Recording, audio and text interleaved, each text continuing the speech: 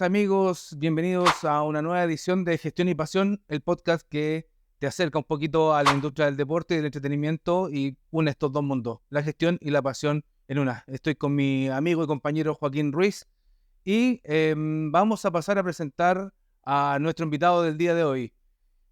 Nació en Santiago de Chile hace 41 años, estudió Ingeniería Comercial en la Universidad Católica.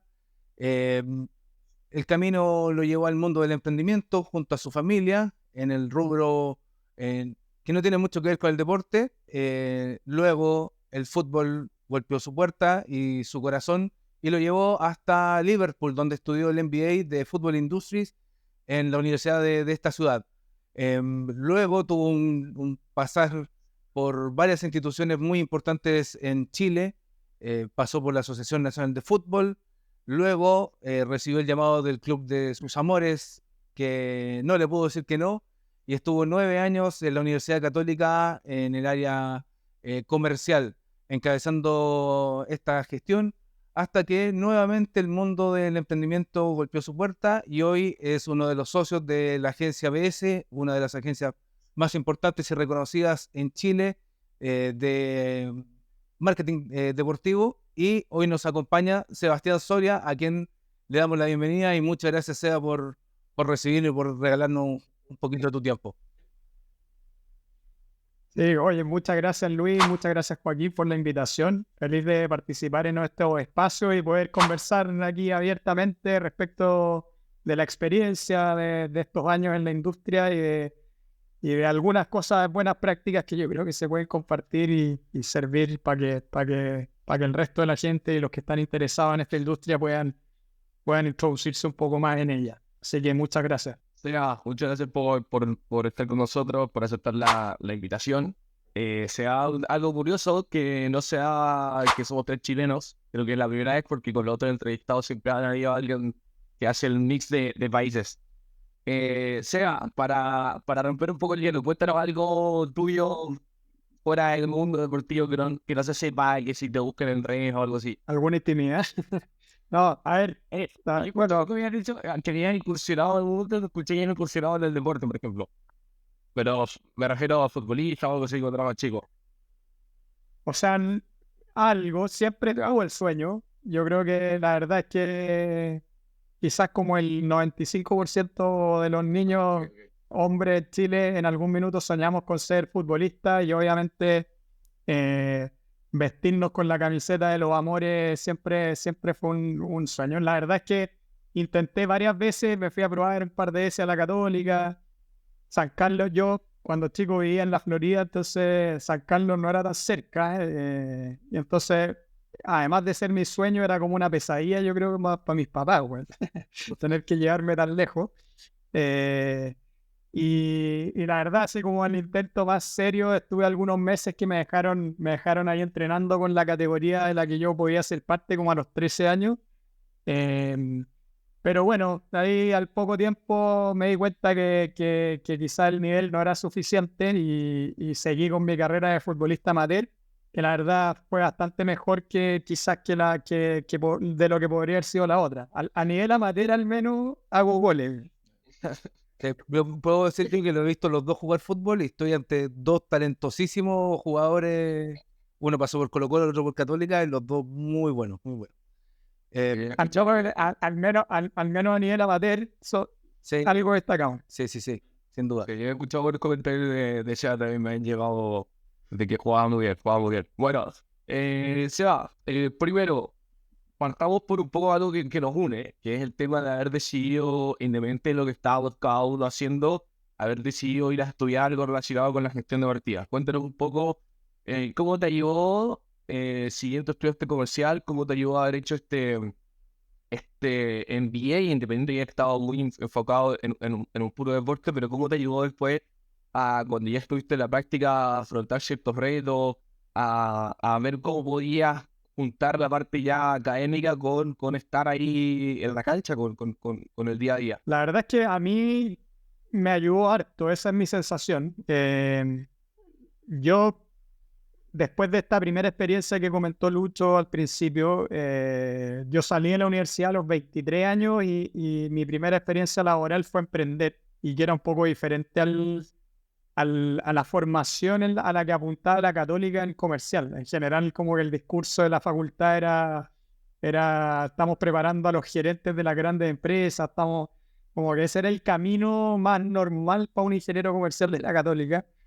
Eh, y, y la verdad es que esos 5 primeros años de emprendimiento, desde chico igual, o sea, desde los 23 en adelante, fueron como un máster caro, o sea, el aprendizaje ahí un poco a los golpes, eh, pero siempre tuve una inquietud respecto del mundo del deporte. La verdad es que ese bichito y ese sueño de ser futbolista de niño, la tenía siempre como el tema aquí dando vueltas, diciéndome, weón, cómo lo hago, cómo me meto al mundo del fútbol, cómo me meto al deporte. Cuando uno está afuera, la industria se ve súper cerrada, se ve difícil de entrar, se ve como algo medio complejo. También hay ciertos prejuicios respecto de la industria también, en términos de que puta, aquí no entra cualquiera, tenéis que conocer a alguien, es como un círculo medio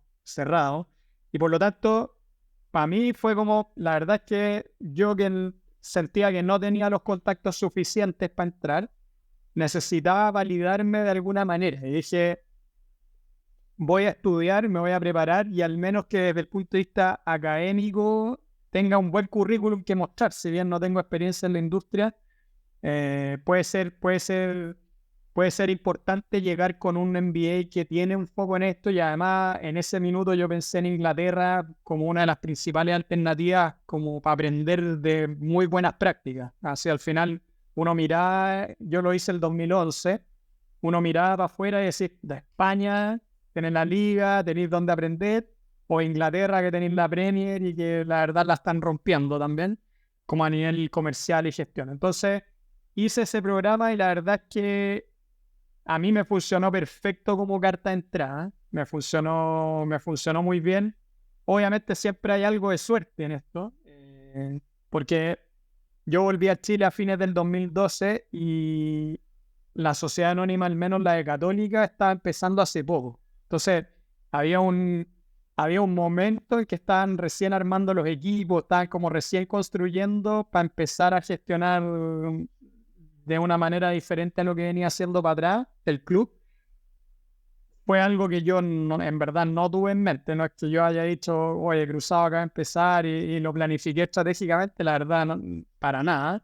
Pero me parece que al final el haber estudiado ese programa me generó un currículum que poca gente tenía en ese minuto y me permitió entrar en un lugar donde en algún minuto yo soñaba con estar, ¿no? O sea, era un sueño lograrlo.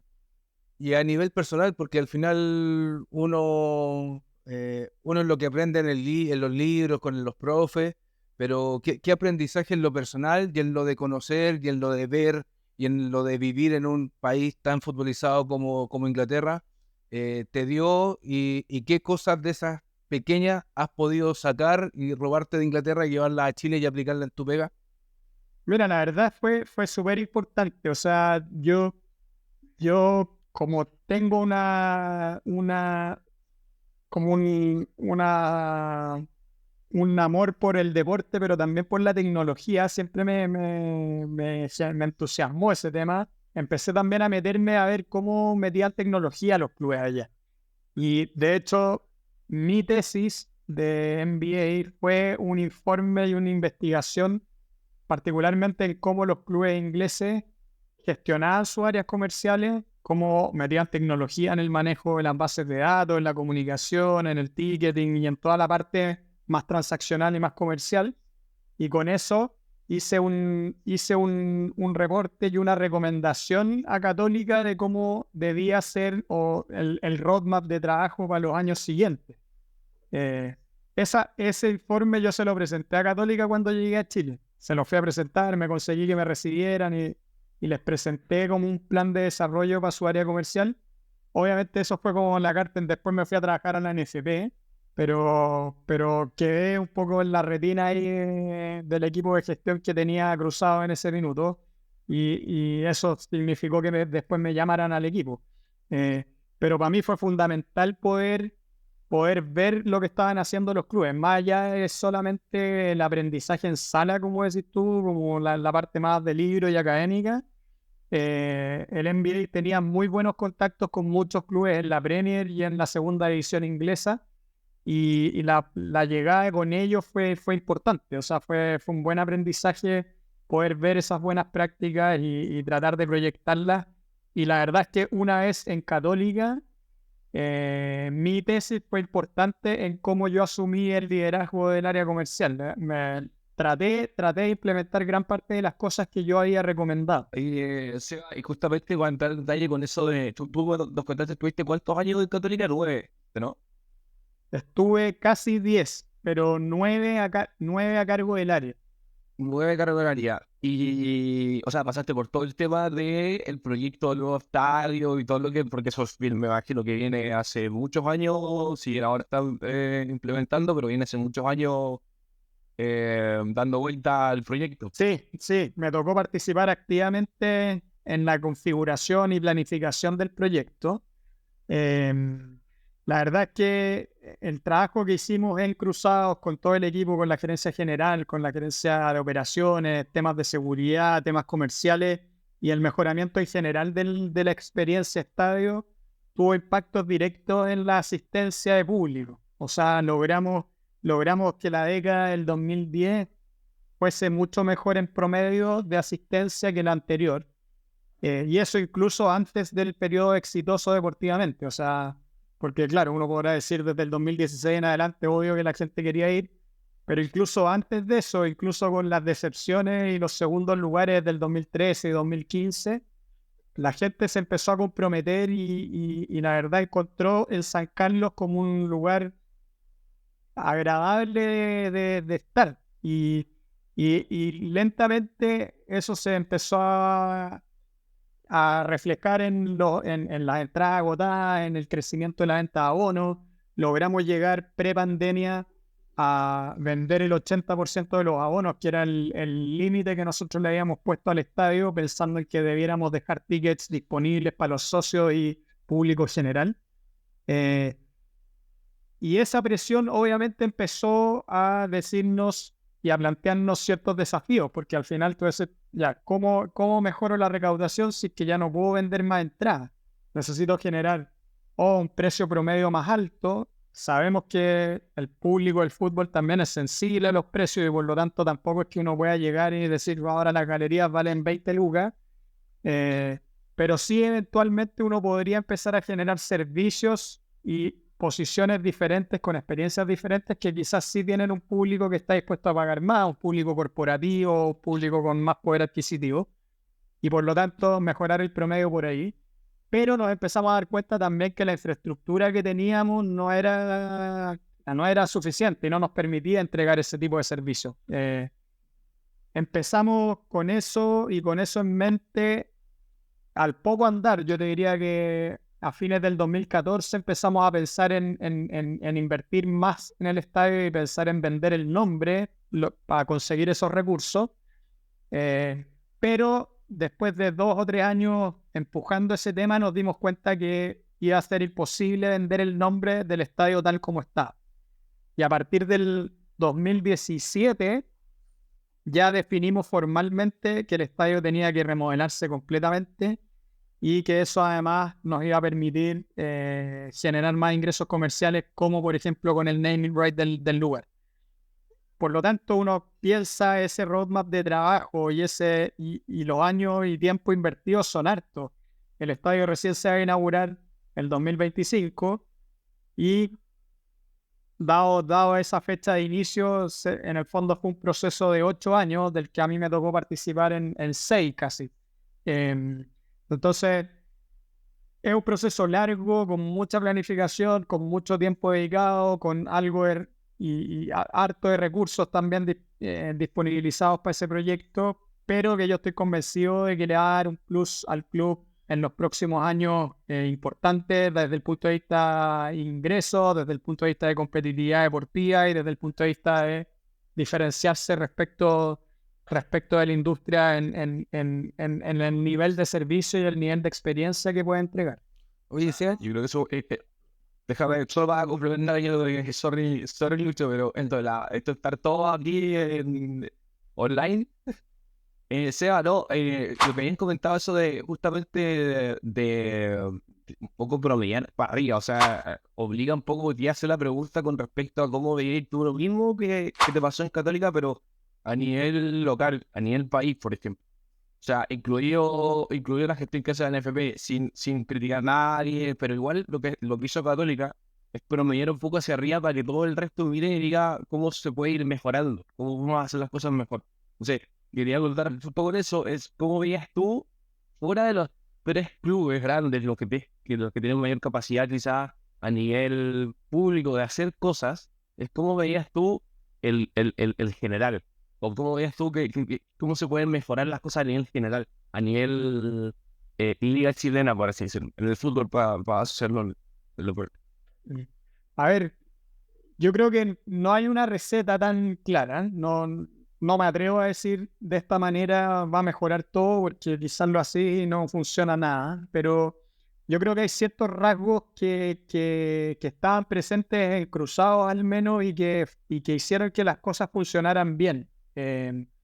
Y yo te diría que en eso yo destaco en Cruzados la estabilidad que hubo desde el punto de vista directivo, por un lado, y también desde los equipos de gestión, lo que permitió igual sostener un proceso de bien largo plazo. O sea, nosotros tuvimos un equipo de trabajo bastante homogéneo y con pocos cambios durante varios años, y con un equipo directivo que se la jugó igual por ese equipo de gestión y lo sostuvo incluso en momentos difíciles. O sea, yo recuerdo que cuando yo llegué en 2013 y no fue fácil deportivamente. Me acuerdo de la gente en San Carlos puteando a todo el equipo, puteando al presidente de ese momento. Y no fue fácil sostener, había una presión importante.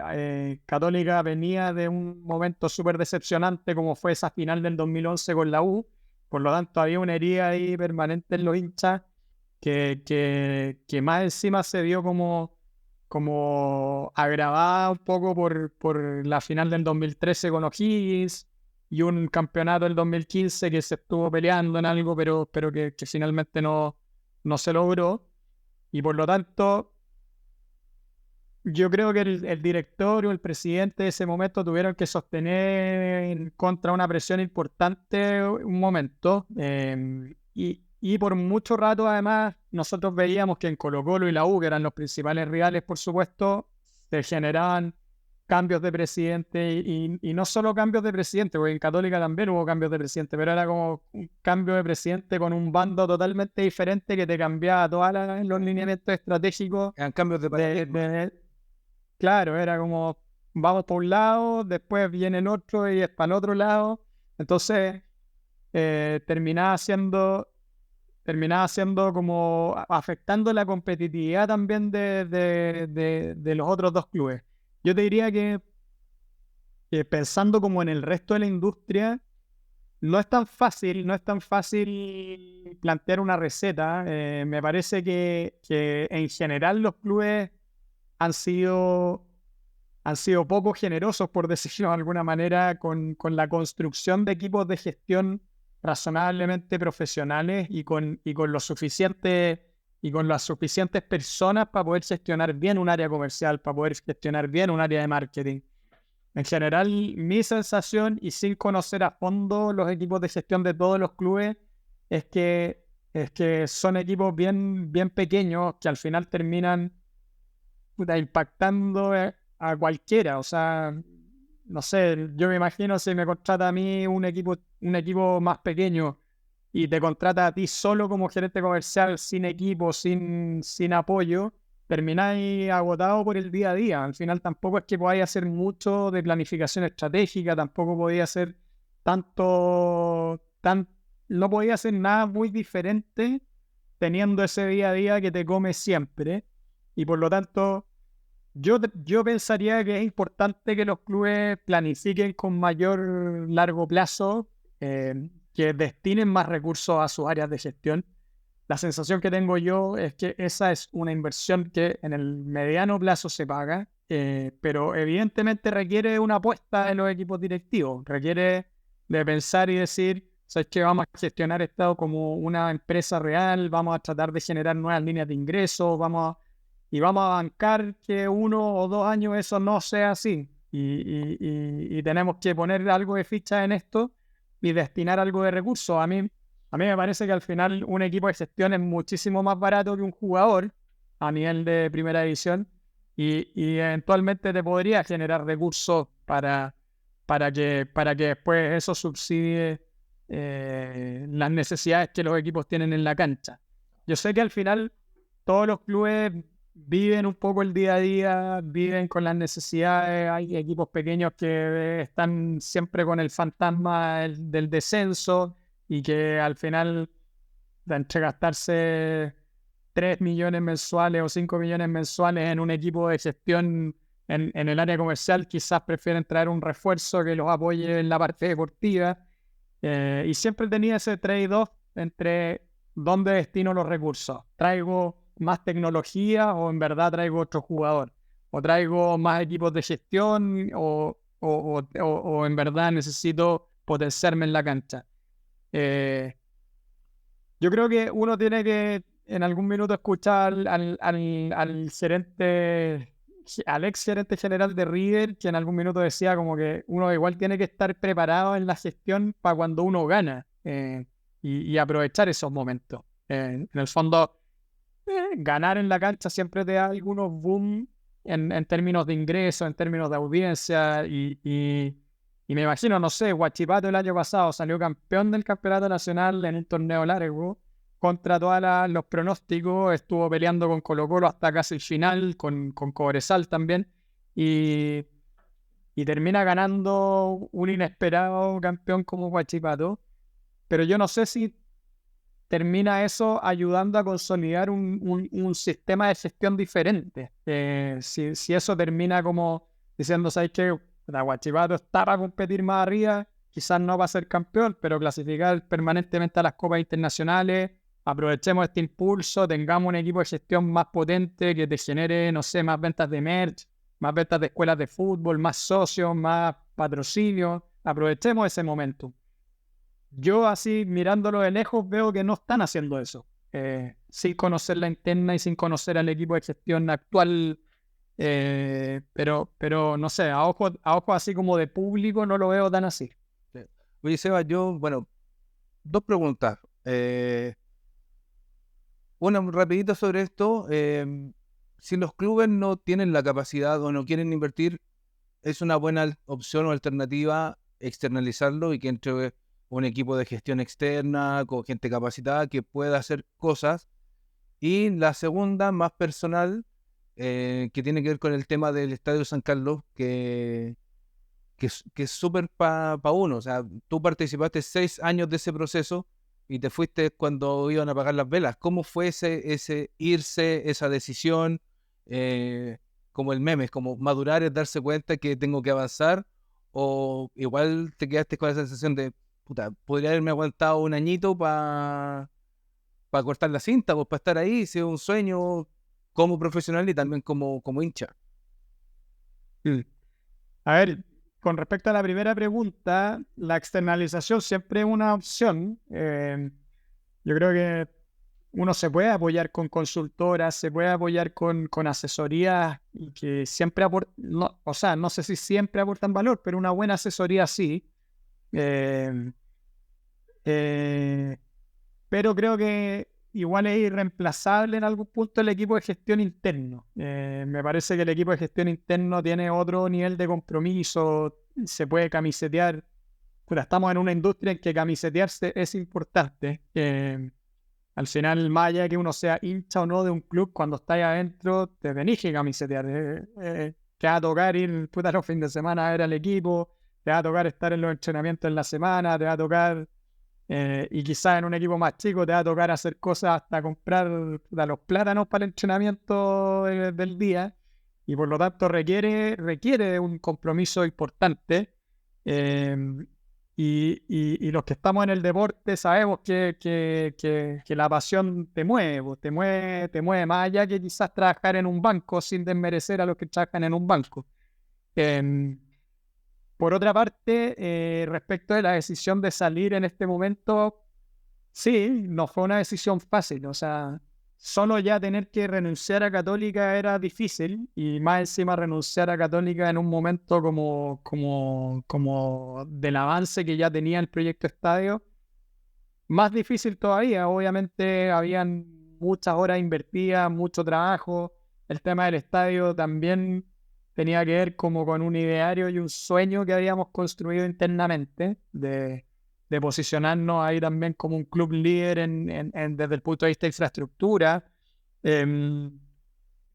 Pero por otra parte, yo internamente también tenía como una sensación de haber terminado un ciclo, de estar un poco cansado de ciertas dinámicas internas, del- de, de quizás también tener más sueños que solamente el estadio, y que sentía que no iba a lograr, porque si bien Católica tiene un foco y una estructura muchísimo más grande y más recursos probablemente que la mayoría de los clubes en Chile, tampoco eran ilimitados y tampoco teníamos una visión de asumir ciertos riesgos en algunos proyectos que a mí me parecían razonables. Eh, y, y esa postergación y esa forma de ver las cosas en algún punto me generaba como una cierta disonancia respecto de lo que yo creía.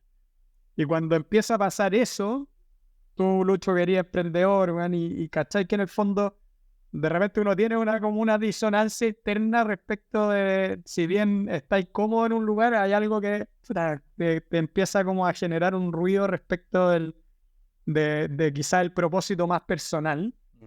Eh, y terminé tomando la decisión por eso. Bueno, además cumplí 40. Y ahí como que también hay una crisis un poco más existencial respecto de lo que uno quiere hacer. Me llegó a los 30. A los 30 entré a Católica, ¿cachai? Entré justo a los 30. Esa fue la primera crisis. Me fui a hacer el MBA un poco antes de los 30. A los 30 entré a Católica y a los 40 salí, güey. Entonces no sé qué va a pasar a los 50, pero en el fondo... Te voy a comprar Pero en una el moto, fondo... te voy a comprar una Harley. Claro. Pero en el fondo, yo te diría que me pasó eso. Como que dije, en verdad hay algunas cosas que me gustaría hacer y que en Católica creo que no van a pasar. Y que como independiente quizás sí puedo lograrla empujando y generando buenas alianzas. En esa salida, entras a ABS, como decíamos en la introducción, una de las empresas líderes en el marketing en general. Partieron muy pequeños y bueno, Hernán y Álvaro haciendo activaciones y pequeñas cosas, yo han ido creciendo. Y tú entraste a un área que te seduce mucho, tanto como el deporte, que es la tecnología y cómo implementar la innovación y las tecnologías, las buenas prácticas en el deporte. Eh, Cuéntanos un poquito de esa perspectiva tuya, cómo lo ves en la industria chilena, latinoamericana y para dónde vamos también. Sí, a ver, la verdad la llegada de ese fue muy positiva. Hernán y Álvaro, mis socios, efectivamente empezaron chiquititos y han empujado y construido ahí una empresa con un cierto nivel y un cierto prestigio actualmente, gracias a su empuje, gracias a su buena gestión y gracias a, yo te diría que a cambiar de cierta manera el paradigma que había antes de las agencias de marketing deportivo, y logrando trabajar quizás con los principales clientes que uno podría imaginarse dentro de la industria. Y para mí ha sido súper cómodo sumarme con ellos. En el fondo me dieron la posibilidad de emprender, pero con un camino ya avanzado, que era todo lo que habían logrado construir ellos durante esos años anteriores. Y la verdad es que el empuje y la potencia que le estamos tratando de dar al tema más de innovación y tecnología surge, claro, como de esta mixtura entre lo que ellos ya tenían, mi vocación e inquietud personal y estamos intentando empezar a sembrar ciertas semillas respecto de lo que puede venir para la industria del deporte en el futuro. Para mí la verdad es que más que futuro, esto ya debiese ser un desafío planteado y tomado en la actualidad por los clubes y por las organizaciones deportivas en general. Afortunadamente en BS nuestra relación con el deporte es más amplia que solo el fútbol, entonces hoy día trabajamos con Team Chile algunas cosas, trabajamos con la Federación de Hockey, con la Federación de Tenis, hemos hecho cosas con la Federación de Rugby. Entonces, yo como que estudié un MBA para la industria del fútbol, estuve en la industria del fútbol y estaba full foco fútbol y hoy estoy con una visión un poquito más amplia de lo que es el deporte en Chile. Y la verdad es que ha sido súper enriquecedor también tener esa visión y poder también generar un impacto en otros deportes. Y lo que yo veo, particularmente en el mundo de la tecnología y la innovación, es que nosotros estamos atrás de lo que está pasando en Europa, estamos atrás de lo que está pasando en Estados Unidos, en donde la gestión deportiva se está apalancando mucho en tecnología y eso en distintas verticales. O sea, uno ve lo que está pasando en el mundo del entrenamiento con la cantidad de dispositivos, tecnología, análisis de datos, cámaras especiales, y que en Chile está de manera incipiente. Los clubes tienen GPS, tienen software de análisis de métricas, pero todavía no al nivel de lo que está pasando afuera. Lo mismo en temas, por ejemplo, de medicina deportiva. En medicina deportiva vemos que se está aplicando tecnología tanto en la recuperación de lesiones como en la prevención de lesiones. Yo creo que hay un gran tema hoy día en lo que es la prevención, sobre todo pensando en los salarios que reciben los jugadores. O sea, un día parado de un jugador en verdad es súper caro para un club. Sobre todo con los sueldos que reciben en Europa. O sea, me imagino un día de un jugador de Premier League debe costar varios miles de libras esterlinas y por lo tanto la tecnología empieza a ser marginal en el costo. A diferencia quizás de lo que pasa acá, que obviamente los salarios son diferentes, pero tampoco son tan bajos. O sea, hay temas que los clubes debieran estar abordando y también en otros deportes. En otros deportes yo creo que están mirando, se están generando algunas iniciativas, pero todavía de manera bien incipiente. Después, desde el punto de vista como más fuera de la cancha, la tecnología está presente. Yo te diría que en lo transaccional, las piqueteras han generado modelos de negocio con el deporte hace varios años ya. Pero siento que la evolución ha sido lenta, que el ticketing, por ejemplo, se mantiene en un esquema de trabajo bastante similar a lo que ha sido en los últimos 10 años. Y a diferencia de quizás lo que pasa en otros países donde se ha ido avanzando en ciertas tecnologías, se ha ido avanzando en la forma en que los clubes interactúan con sus hinchas. Hoy día, por ejemplo, en el deporte chileno, yo creo que no hay ningún club que tenga implementado un CRM con análisis de datos de sus fans, que logre segmentar de manera correcta a sus audiencias, que logre generar propuestas de valor adecuadas para esos distintos segmentos. Y eso sin duda que debiese tener un impacto en los niveles de ingreso que pueden generar. Por lo tanto, también ahí hay un desafío. Después, en temas de fan engagement y la interacción con las audiencias, también hay tecnología, se están aplicando cosas, la generación de contenido, el cómo se transmite el fútbol, el cómo se transmite el deporte en general, la relación con los medios. Yo te diría que el cómo se abordan los esports desde los clubes también genera ciertos desafíos. Y también un tema que estuvo bien en boga, que es como todo el tema de Web 3.0 y cómo el blockchain podía impactar también en el mundo del deporte, para mí es una incógnita aún, y se suma a todo lo que está pasando con inteligencia artificial, que en el avance acelerado que ha tenido en los últimos 2-3 años, de alguna manera va a empezar a impactar también en la forma en que las organizaciones se relacionan con sus diferentes grupos de interés, deportistas, accionistas, socios, audiencia general, etc. Entonces, yo creo que es importante estar actualizado, es importante estar en contacto directo. Nosotros acabamos de organizar un congreso de innovación y tecnología para el deporte, el iDream Summit, pensando en generar ciertas conexiones entre dos mundos que están medio desconectados, en el mundo del emprendimiento y las startups y los fondos de inversión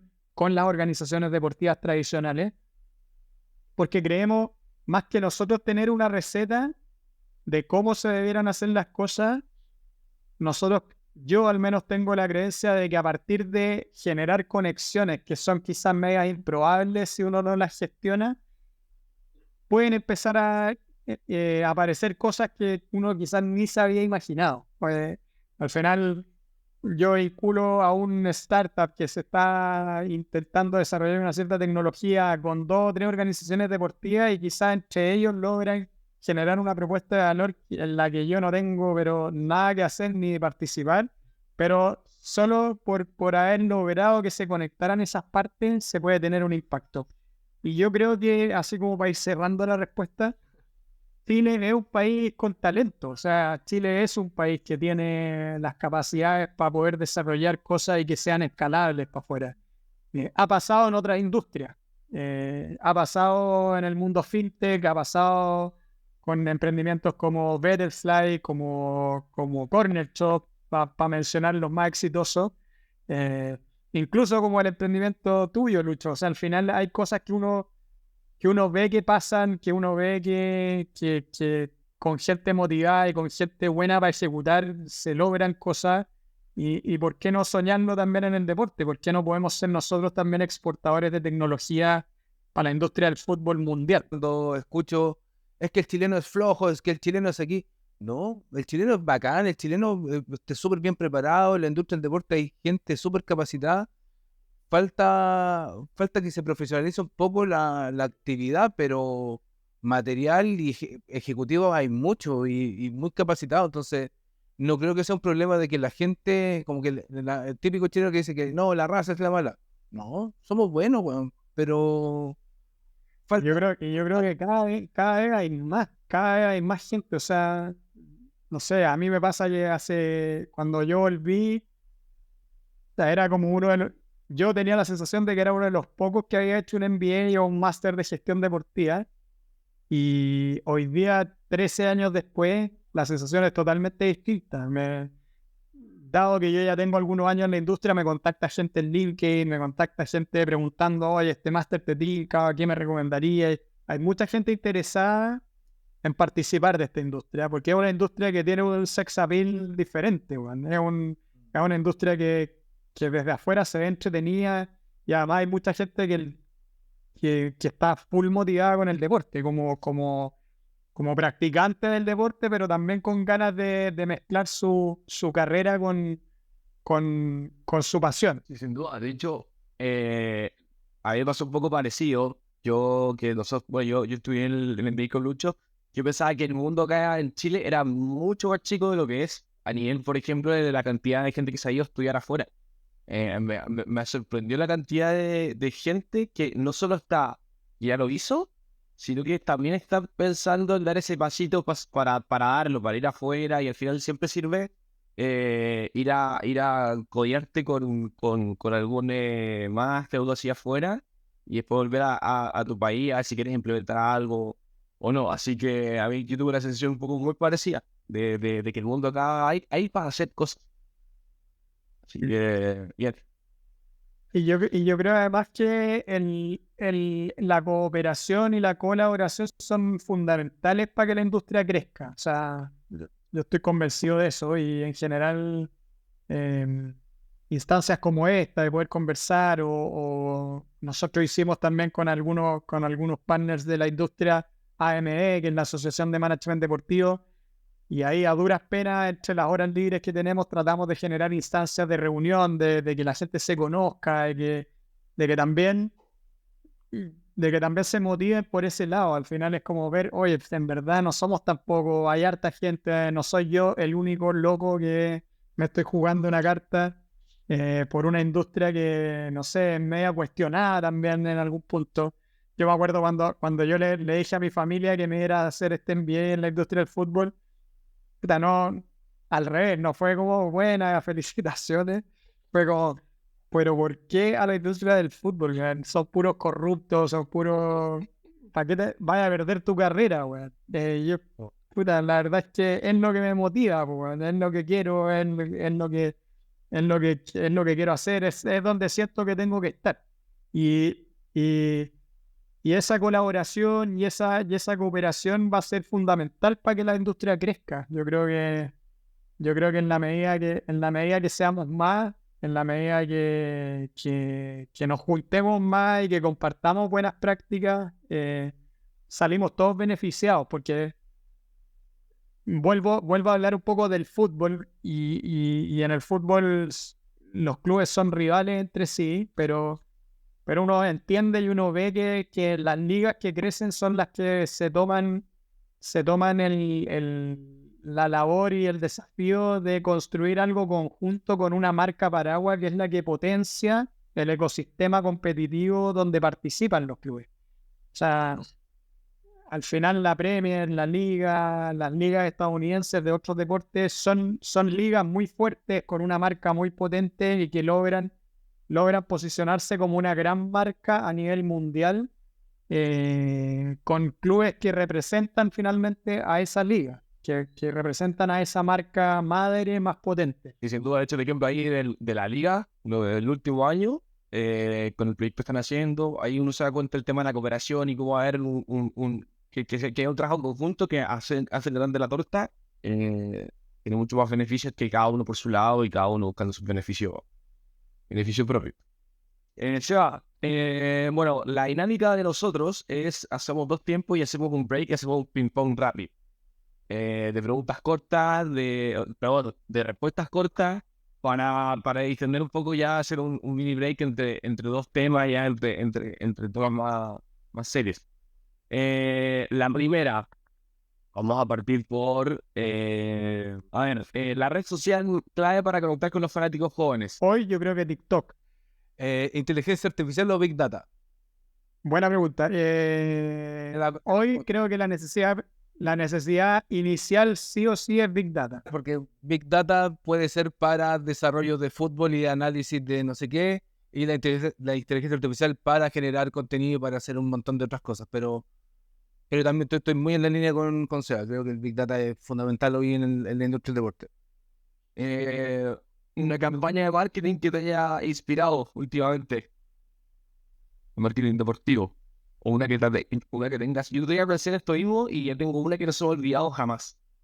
No sé por qué. Pero es la de Heineken con la que hacen para la Champions. Cuando le hacen Para seleccionar al practicante. No, creo que es hacer una invitación para la final de la Champions y están 2 parejas como comprando algo y le dicen a uno que tiene que lograr que la pareja compre algo. Creo que no sé, no me acuerdo que era como un sillón o algo así. Era un asiento de estadio. Un asiento de estadio por €1. Era como el que lo lograba, eso no me acuerdo de lo digo, pero el que lo lograba se ganaba entrada para la final de la Champions sin decirle que esa compra, el resultado de esa compra llegaba con ese premio. Era una pareja. No, bueno, a mí me encantó otra de Heineken que era cuando seleccionaban al practicante para un partido de la Champions, y que pasaba por todo un proceso de selección muy, muy bueno, muy bueno. Se la he mandado varias veces a mucha gente y también internamente en Católica creo que hicimos buenas campañas, o sea, hicimos buenos videos, hicimos uno que era con la hija de Buenanote, con él para la campaña de abono. Hace poco se hizo Tu lugar en la historia, que también llamaba a los hinchas a comprar una plaquita para tener tu nombre en el nuevo estadio, que también recaudó como 1.500 millones adicionales para la construcción. Así que hay buenas campañas. Yo creo que Colo-Colo también hizo una buena con Fox, me acuerdo, le pusieron los nombres, el parche en la manga. Por ahí, Han habido buenas campañas. Esa del Sur, ¿no? creo que fue, ¿no? La Pilsen del Sur creo que fue el que ponían frases con respecto al consumo responsable, alcohol. Pero, sí, con la tipografía de Pilsen del Sur decía como si toman no manejes, sí, también es buena. Sí, Buena sí. campaña. Bueno, hay un tema que es clave, Claro, exacto, que es el tema de que en todas estas cosas se necesita mucha creatividad al final, porque como hay un dicho de una frase antes, igual no hay una receta, esto es mucho de creatividad, mucho de cómo hay, y prueba y error también, como viendo qué se hace afuera, Muy en bueno. el contexto de acá, entonces al final, por eso son cosas entretenidas, porque al final no necesariamente una campaña vas a saber el resultado de la campaña, entonces, Hay otra buena que es de un club brasileño que no me acuerdo cuál era. Era uno de los clubes del norte, el Fortaleza eh, pero era hicieron una campaña con una fundación pensando en el trasplante de órganos en ser donante. Sí. Y en el fondo ellos decían, "Puta, o sea que con eso traspasaban como su legado de Ita, es como mi corazón cruzado, te lo cedo y va a seguir vivo en ti. Tenía esa conexión y generó un impacto bien grande en la donación de órganos en la ciudad. TNT hizo algo parecido con la sangre para un clásico, como que yo dono mi sangre azul, alba, cruzada, no sé qué, y por ir a donar sangre te regalaban una suscripción al canal. También hay un montón de cosas así. Y nos metemos en este tema de creatividad.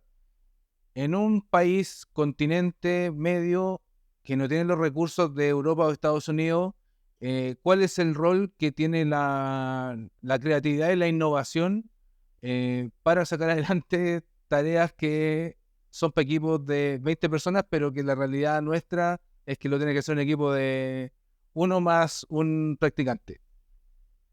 Sí. No, yo creo que es fundamental, o sea, el ser creativo y el ser innovadores, y aquí me desligo un poco de la tecnología, es el poder hacer quizás las cosas de manera distinta a como se han hecho siempre solamente, va a ser fundamental y es fundamental en cómo los clubes y las organizaciones deportivas se gestionan. Me parece que hay que estar permanentemente desafiando a los equipos en términos de generar nuevas líneas de ingresos, de generar nuevas formas de hacer las cosas, de ser más eficientes con los pocos recursos que uno tiene. Y, y- y tener ese desafío te ayuda en la creatividad. Yo tengo 3 hijos chicos y ahí estoy bien metido y estoy siempre tratando de leer en temas como de neurociencia y ver cómo apoyarlos como en ese desarrollo.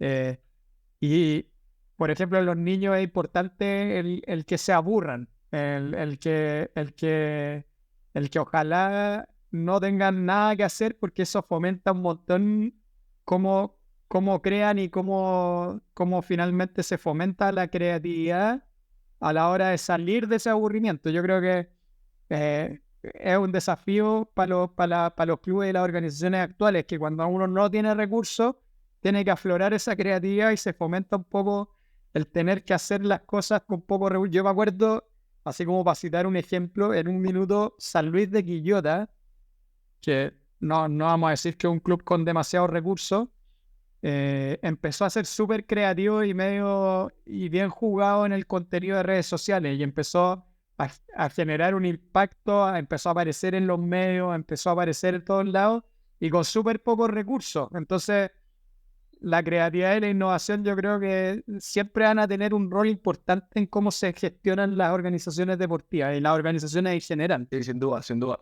Eh, yo no sé si, bueno, se me quedó una pregunta con el tema del ping-pong, pero para no olvidarla. ¿Un libro y película te recomiendas de la industria? Oye, a mí el libro me encantó, Show Me the Money, de Steve Calzada, el exdirector comercial del Barcelona. Y como película, no sé si es media ficción, media real, pero me encantó la Moneyball, la de Brad Pitt. ¿Por qué? La de Brad Pitt. Dije, va a decir la Brad Pitt, que con la conversión de ahora dije, no sé, Shine y la Brad Pitt, es buena, es muy buena O esa sea, película, es muy buena. esa me encantó por el tema del Big Data y el análisis de datos. Encontré muy, muy interesante el modelo que planteó él y lo que logró además. No sé cuánto de la película es real o ficción, pero logró buenos resultados en la vida real. Em, Igual hay más películas, pero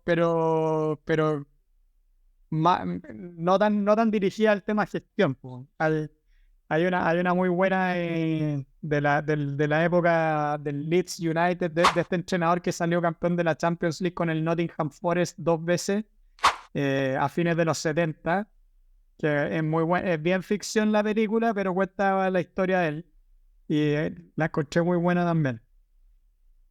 No me acuerdo el nombre, así que no se las puedo recomendar ahora, pero la voy a buscar por La ahí. edición ahí lo buscamos y vemos cómo a ver si la Sí. encontramos y la ponemos ahí.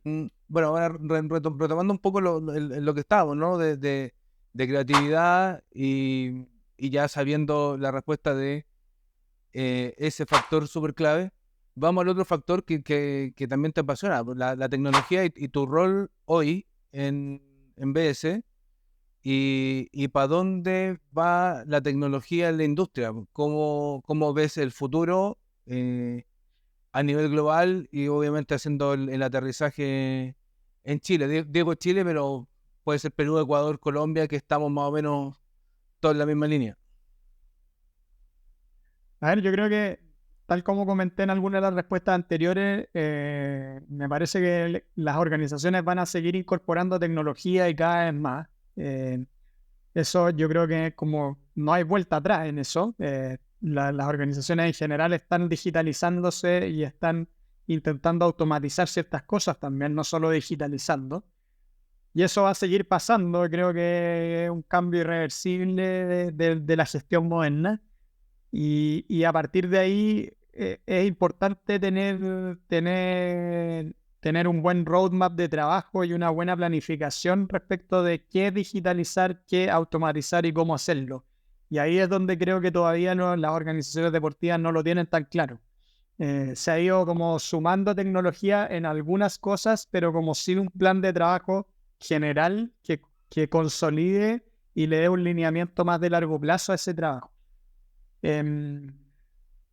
Yo creo que, y estoy convencido de que los clubes debiesen ser más activos en la generación de tecnología también. Me parece que si bien no es su core de negocio, los clubes hoy día y sobre todo los clubes más masivos como son los tres grandes en Chile, tienen una responsabilidad y un potencial negocio también en involucrarse en el apoyo a emprendedores y a tecnologías disruptivas que podrían eventualmente exportarse al resto del mundo desde acá.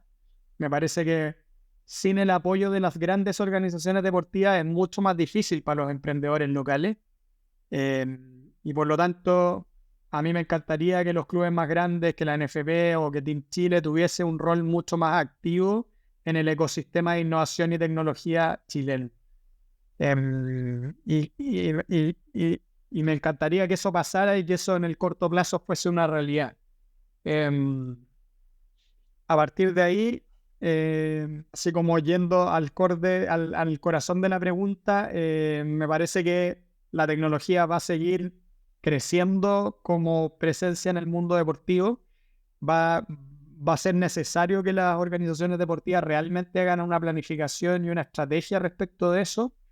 Y ojalá se puedan involucrar de manera más activa en la generación de tecnologías nuevas para el mundo deportivo y que en el fondo se genere también un ecosistema Sportec más potente desde Chile hacia el mundo a partir de esa colaboración entre las organizaciones tradicionales y los emprendimientos disruptivos que puedan ir apareciendo. Totalmente de acuerdo. Y bueno, ya para ir cerrando, mira, se nos pasó la hora rapidito. Volando. Con tu experiencia, oye, como que todo el mundo piensa que esto está maqueteado, pero muy buena la conversa y muchos puntos de vista muy parecidos. Lo he pasado súper bien. Consejos para los jóvenes profesionales. Cuéntanos lo que le dices a la gente que te escribe en LinkedIn, que quiere hacer el MBA o un magíster o un diplomado. ¿Qué les dices? ¿Qué le dirías a un joven que quiere entrar a esta industria y por dónde empezar? ¿O qué preguntas claves tiene que hacerse antes de tomar este camino?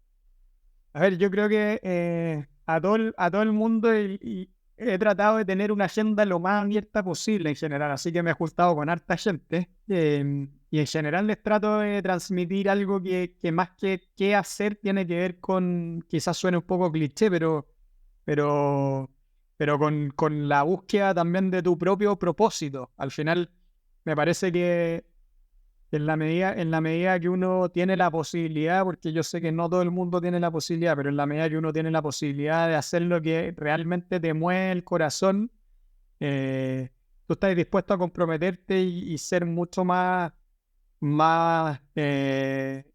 motivado respecto de lo que te toca, en lo que te toca trabajar. Me parece que es importante estar preparado. Me parece que, al menos en mi experiencia, haber hecho ese MBA cambió la trayectoria de mi carrera, y me abrió puertas que quizás que no hubiese tenido abiertas. Eh, de partida, yo creo que hay un camino que uno mismo va construyendo. Ahí me cuesta ver que haya una forma. Me parece que hay gente exitosa que lo ha hecho de una manera y gente exitosa que lo ha hecho de maneras totalmente diferentes, pero realmente cuando uno está full motivado, cuando uno está siguiendo el propósito y lo que realmente le mueve el corazón, las cosas se facilitan.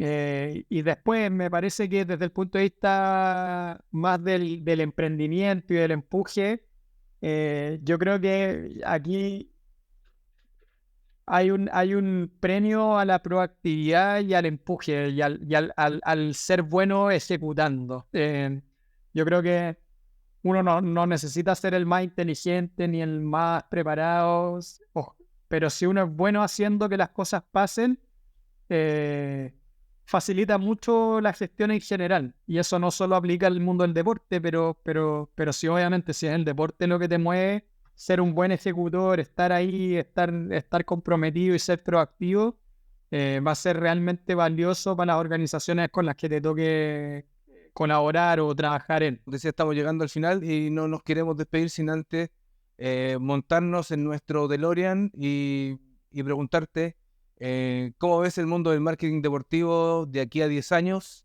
Y bueno, cómo te ves tú también en ese tiempo. A ver, yo ojalá y sueño con que la gestión deportiva siga profesionalizándose, que realmente las organizaciones deportivas tomen el desafío y sigan creciendo, sigan mejorando en infraestructura. Y también desde el punto de vista tecnológico, me parece que es fundamental de que de aquí al 2030, por ejemplo, los clubes estén arriba, tengan áreas de innovación y tecnología propias que les permitan realmente generar estrategias y planificación más de largo plazo en ese sentido y terminar aprovechando las tecnologías a su favor. O sea, me parece que las tecnologías actuales y las que pueden aparecer 10 años para el mundo de la tecnología es mucho tiempo, así que lo que pueda aparecer en estos próximos 10 años ni siquiera creo poder imaginarlo, pero me parece que las tecnologías bien utilizadas son una herramienta demasiado potente para generar nuevas líneas de ingreso o mejoras en el rendimiento deportivo. Por lo tanto, hay un foco ahí que tienen que tener los clubes y ojalá no descuidar, y por lo tanto espero que en los próximos 10 años veamos un desarrollo importante en esa materia en las organizaciones deportivas en general y no solo en el fútbol. Bueno, o sea, genial. Muchísimas gracias, te agradecemos tu tiempo. Y bueno, ahora sí, cerrando. Cuéntanos dónde te pueden seguir, dónde te pueden ubicar, cuál es tu LinkedIn, dónde puedes conversar con la gente que nos escucha. Sí, la verdad, yo en la red que estoy más activo es LinkedIn, así que cualquier contacto lo pueden hacer a través de mi LinkedIn personal. Me buscan por mi nombre, Sebastián Soria, y me van a encontrar. Y además, una vez al año doy la opción de tomarnos un café. Abro mi agenda ahí completamente para cualquier persona con interés en conversar, sentarse un ratito y filosofar respecto al futuro de la industria. Así que feliz de poder hacerlo. Y ojalá encontrarnos en algún minuto, porque tal como dije durante la conversa, creo que la colaboración y la cooperación en la industria van a ser fundamentales. Así que muchas gracias, Luis, muchas gracias, Joaquín. Muy buena conversa, se nos fue volando la hora, pues estuvo entretenido. Así que espero que a la audiencia le guste también. Un abrazo. Y Y agradecerle también a la gente que nos sigue, que nos escucha, que nos apoya con un like, con un seguir en todas nuestras plataformas y que nos da feedback y que, bueno, nos pueden dejar una pregunta para Seba. Nosotros la podemos recoger y se la preguntamos por WhatsApp y se las podemos postear en nuestra red, en nuestro Instagram, en nuestro LinkedIn también, en YouTube, en Spotify y TikTok. Ahí están todas. También agradecer a Lorenzo, a mi compañero Joaquín y bueno, muchas gracias a ustedes por escucharnos. Esto fue un nuevo capítulo de Gestión y Pasión. Nos vemos la próxima.